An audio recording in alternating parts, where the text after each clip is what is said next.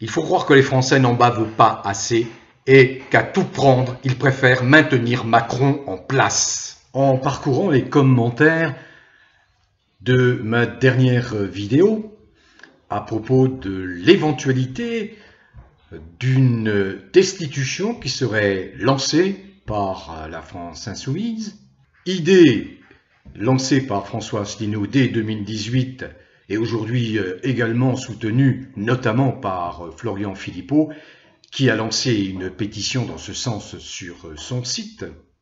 Donc en parcourant les commentaires de cette dernière vidéo, il ne m'a pas échappé que décidément les Français sont bien compliqués dans leur caboche, bien compliqués. Voyons, on sait très bien que chacun peut avoir son opinion. Alors je me suis gratté la tête parce que, bon, j'observe la vie politique depuis plus de 40 ans et le phénomène n'est pas nouveau. Chacun rouspète, c'est dans le caractère, c'est dans les gènes, on peut dire, du français. Il rouspète, il n'est jamais satisfait, il n'est pas content, etc., etc. Mais en certaines occasions, les Français manifestent leur mécontentement. Ça peut aller jusqu'à des mouvements révolutionnaires. C'est aller jusqu'à renverser un régime monarchique en 1789. Mais il y a eu d'autres mouvements qui ont suivi. Il n'y a pas eu que 1789, il y a eu 1830, 1848, la Commune de 1871, il y a eu 1936, il y a eu un peu 1968. Ça provoque chez moi quand même un certain agacement, pour ne pas dire une véritable irritation de voir que Macron fait la quasi-unanimité contre lui depuis son arrivée en 2017. Quasi-unanimité. Voyons, un inconnu qui rafle la mise. J'ai publié récemment une vidéo explicite qui explique qui va dans les détails, que cette élection de 2017 et celle de 2022, les deux ont été truquées. Donc ce type-là, très vite il a été identifié comme étant un pantin du mondialisme, placé là par les ultra-riches, placé là par, on va dire, le nouvel ordre mondial, pour exécuter sa sale besogne, pour détruire ce qu'il reste de structures réellement démocratiques en France. Donc il fait l'unanimité contre lui. Très rapidement, le premier symptôme apparaît dès novembre 2018, c'est les mouvements des Gilets jaunes, les massifs, incroyablement important ce mouvement des Gilets jaunes, des millions de gens qui battent le pavé jusque, je le dis hier, jusqu'à ce que Macron invente avec les mondialistes cette fausse crise sanitaire pour mettre un terme au mouvement des Gilets jaunes. Non seulement invente cette fausse crise sanitaire, mais use et abuse d'une répression féroce, inadmissible dans une démocratie, contre des citoyens qui ne faisaient qu'à utiliser leur droit constitutionnel de manifester. Et puis bon, on sait très bien que depuis, Macron a fait voter une quantité de lois, toutes les plus hors la loi, les plus infâmes, et qui devront bien sûr, toutes, sans exception, toutes les lois de Macron devront être abrogées. Donc voilà, je tombe sur des commentaires, ce n'est pas nouveau, mais là je veux réagir, des commentaires déplacés. Je vous lis déplacés. Voyons, la quasi-totalité des Français posent le même diagnostic. Nous avons un fou, un détraqué, un psychopathe à la tête de l'État. Il faut le virer le plus vite possible.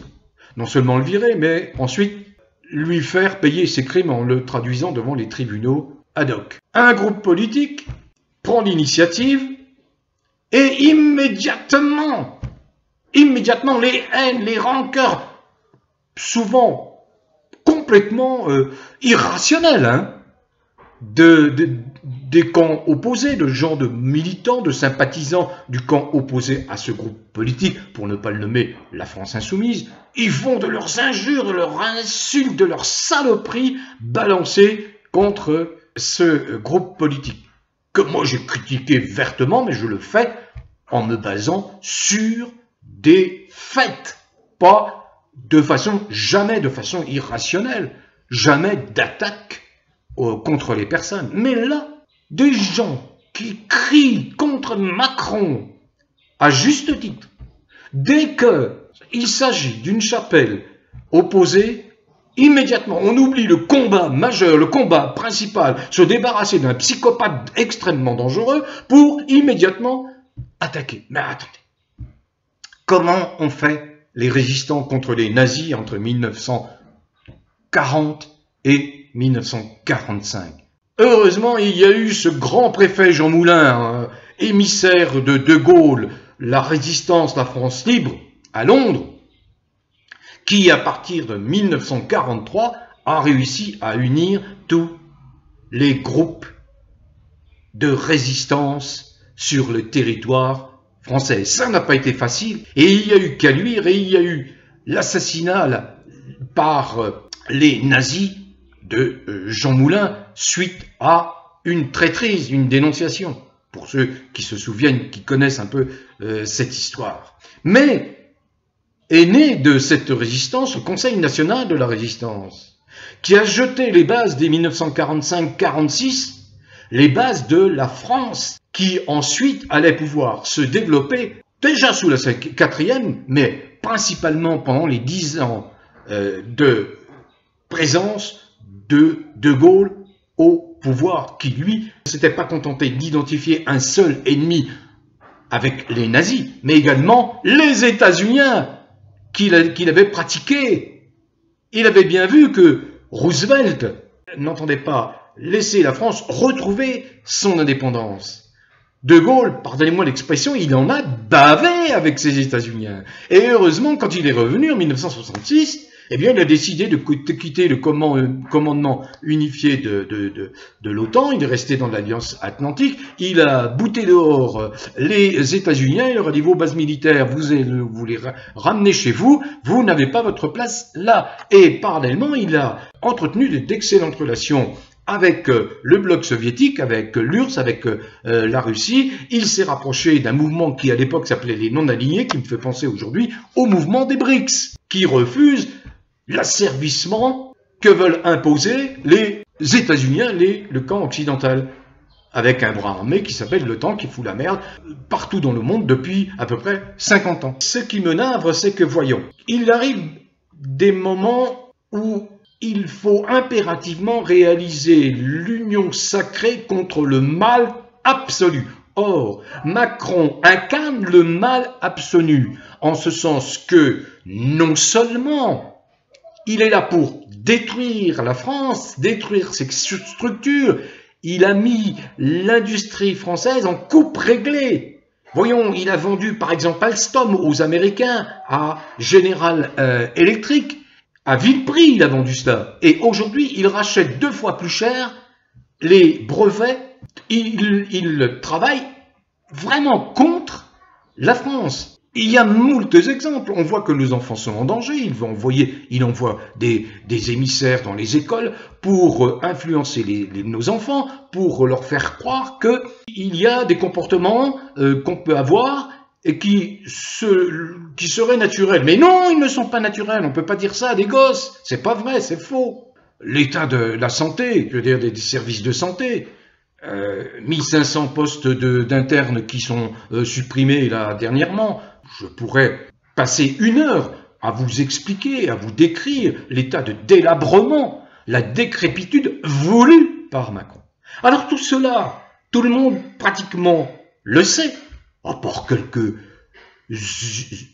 hurluberlus macronistes. Quand on sort de l'explication purement politique ou politicienne et qu'on essaie d'écouter, de sentir les réactions des gens, des Français, comme moi, comme vous et moi, on se dit, mais c'est pas possible.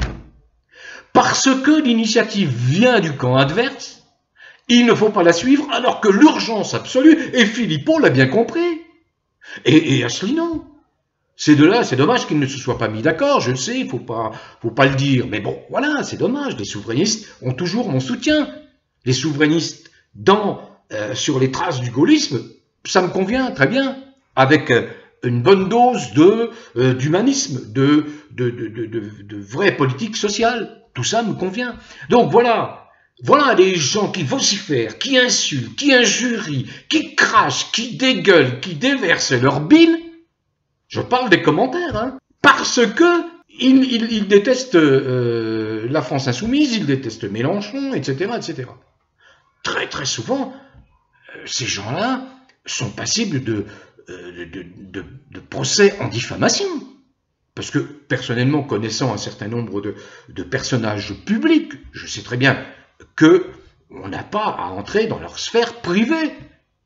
Et quand bien même, voyez, même pour cette affaire Brichel, je prends toujours la précaution, cette précaution toujours ultime quand j'en parle, j'appelle toujours M. Jean-Michel Trogneux, je lui demande toujours, parce qu'il y a de forts soupçons, hein, ça n'efface pas les énormes soupçons qui pèsent sur cette affaire trouble, hein, entre une Brigitte Macron et Jean-Michel Trogneux. Mais je conclus toujours parce que le doute doit bénéficier toujours aux personnes qui sont mises en cause.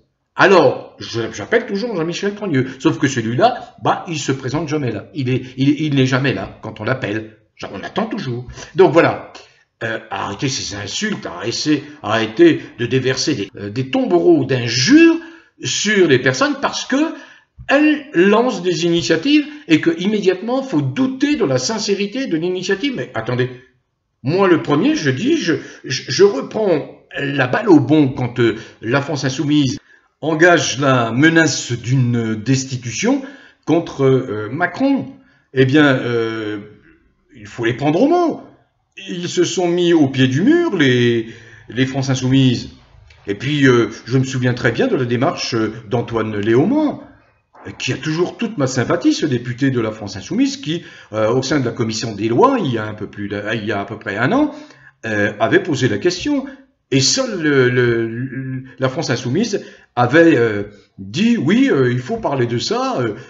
À l'Assemblée nationale, il faut poser la question, puisqu'il y a une pétition qui a été déposée, qui a recueilli plus de 60 000 votes, donc on ne peut pas balayer d'un revers de main une préoccupation qui émane des Français. Et il faut dans ces situations-là, lorsque un groupe politique prend une initiative forte, à minima, penser que les gens qui composent ce groupe savent de quoi ils parlent, savent dans quoi ils s'engagent. Alors c'est bien compliqué cette France de 67 millions d'habitants. Et c'est un peu l'objet de ma vidéo. Il y a 67 millions d'habitants. Il y a en gros 20 millions de personnes de plus de 60 ans. Il y a 15 millions de jeunes, gens jusqu'à 19 ans. Et entre les deux, il y a 32 millions de personnes qui ont entre 20 et 64 ans. Où est le problème? Est-ce que le problème se situe dans les générations? Est-ce que ces jeunes générations, ceux qui ont, disons, je parle des jeunes générations, ceux qui ont entre 0 et 59 ans, ont une perception différente de ce que doit être une société, de ce que doivent être les règles de cette société, du vivre ensemble, ont une perception différente des valeurs indispensables pour que se maintienne la concorde au sein du groupe humain France. Est-ce que ces gens-là ont l'impression qu'ils basculent dans une autre civilisation, la civilisation du tout permis pour ceux qui ont les idées les plus délirantes, sans se soucier des autres? C'est une question qu'il faut se poser. Quand au plus de 60 ans, on peut s'interroger. Normalement, la sagesse devrait les habiter, devrait leur faire voir toute cette saloperie mondialiste qu'on veut imposer, pas qu'en Français, mais au peuple de la planète. Alors un certain nombre, je le vois bien sur ma chaîne, et je vous en remercie, hein, je suis toujours sensible à vos commentaires. Bon, un certain nombre le voient, sont parfaitement lucides, comprennent bien ce qui se passe. Mais il y en a, non. Il y en a qui se laissent endormir, qui rejoignent les troupeaux, le cheptel de moutons, de moujons, qui gobent tout. Est-ce qu'on doit voir cela dans la répartition des sexes? Il y a en gros 32 millions d'hommes en France et 34 millions de femmes. Ce critère, je ne vois pas en quoi ça peut jouer, puisque ce n'est pas le sexe qui détermine la conscience. Est-ce que le problème vient de la répartition entre catégories socio-économiques? Bon, il y a 27 millions de salariés, il y a 3 millions de non-salariés. Il y a 21% de fonctionnaires parmi ces salariés, ce qui représente en gros 6 millions de fonctionnaires. Est-ce que le mal vient de cette diversité? Est-ce que on peut se poser toutes les questions? Qui est le plus influençable? Est-on plus influençable lorsqu'on est salarié du secteur privé ou fonctionnaire du secteur public? Est-ce qu'on est plus influençable lorsque l'on est non salarié, c'est-à-dire commerçant, artisan, pêcheur, agriculteur, petit et moyen entrepreneur ou chef d'entreprise, etc., etc. Est-ce qu'on est plus influençable lorsqu'on appartient aux catégories artistiques, musiciens, peintres, théâtreux, artistes, comédiens, je n'en sais rien. Est-ce que écrivain, bref. D'où vient que lorsqu'une initiative forte peut être prise et nous débarrasser d'un fou allié, d'où vient cette rage d'en découdre avec ses soi-disant ennemis héréditaires? Voyez un petit peu comment on peut conditionner les esprits, comment on peut pervertir la pensée des gens, à force de télécons, comme les dénonçaient les Guignols, mais aujourd'hui à force de Internet con. Donc voilà, il faut quand même savoir ce que vous voulez. Je prône, moi, l'union sacrée, un temps, pas tout le temps, parce que je ne serai pas d'accord avec, par exemple, des positions du Rassemblement national, ça c'est évident, mais il y arrive un moment, c'est ce qu'a fait De Gaulle, c'est ce qu'a fait le préfet Jean Moulin, il y a eu, dans la résistance, toutes les expressions politiques, de l'extrême droite à l'extrême gauche, en passant par le centre, par la droite, par les socialos, par ceci, par cela. Tout le monde y était, à la fin en tout cas, à partir de 1943. Tout le monde était représenté. Donc là, on vit un temps fort. On peut basculer dans les semaines, dans les mois à venir, parce que toutes les conditions sont réunies, parce que la France est absolument ingérable, l'Assemblée nationale est absolument ingérable, ingouvernable, il n'y a pas de solution. Donc la solution, comme je le dis, c'est le peuple. Et quand on dit la solution sur le peuple, c'est pas la peine de taper sur ceux qui peuvent être vos alliés, vos renforts du moment. Oubliez leur chapelle, oubliez leurs idées.